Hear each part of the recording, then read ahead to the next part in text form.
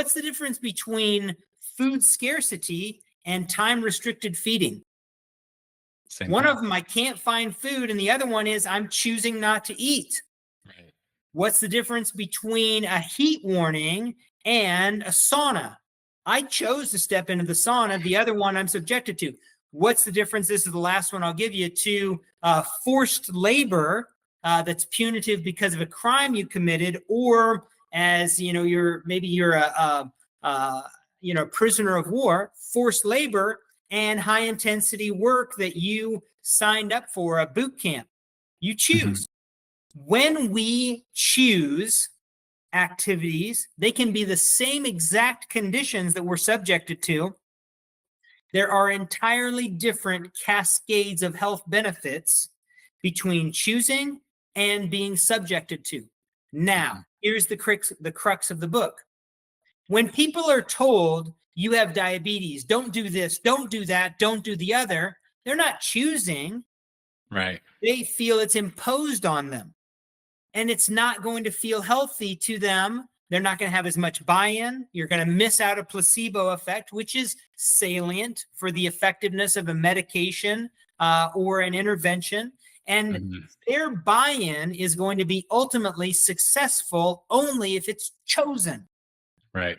So now the entire book is about health span and lifespan in 5 categories: physical fitness, nutrition, sleep hygiene, social connectedness, and one of my favorite chapters, intentionally doing things that cause discomfort. Okay. 5 separate chapters. I am giving people the science behind how each one of these play into health span and lifespan, so that having the education, very practical, easy to read, they want to opt in and they make a choice. I want to actually do that. I do want to eat that. That helps my gut microbiome, which actually helps me produce more serotonin, which actually alleviates my depression. What I don't do in the book is anything about supplements, anything about medications, anything about basically interventions, surgical, laser, cryotherapy, or anything else. All we do are action items that are easy levers that anybody can pull. The things that you can action yourself: dive into cold water, do a sauna, do a high intensity. Those things, I give the science for all of that. Okay. Here's why you would want to do that. Here's why you would want to eat this. Here's why you would want to do time-restricted feeding. Here's why you want the temperature of your bedroom at 60, 66 degrees, or a range of that. Here's why you want it to be very dark, in your bedroom. And the science behind all of that caused someone to opt in. I want to choose that because I'm choosing longevity and I'm choosing health span as well. Okay. So basically empower everybody. That's 100%. What you're trying to do.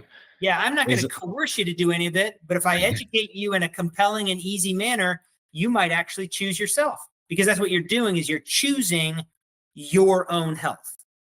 So that makes me think, do you know, let's say time-restricted eating or feeding, I think you said, if somebody chooses to do it versus they just have a different environment and the environment leads them to that same exact schedule, is there a difference in the outcomes? 100%. Really? Okay. 100%. Yeah. So just think about how it's almost, there can be some gamification to it. I made it 9 hours without eating. That delivers dopamine and serotonin. I'm doing something that's healthy for myself, is serotonin. And actually, when you're doing that for your future health, it also delivers oxytocin. And then you feel like it's a win, you get dopamine. If you are on a shift work and you have no access to food for 9 hours straight, and all you can think about is, I want to eat, I need to sneak out, I got to get something, can I hide something in a locker? It's cortisol. It's stress about what I can't have versus congratulations about what I didn't need to consume. Totally different mindset. And now the cortisol does what? Raises your blood pressure, elicits your autonomic nervous system, raises your gastric acid up. I mean, all of the physiology is totally different just because choice.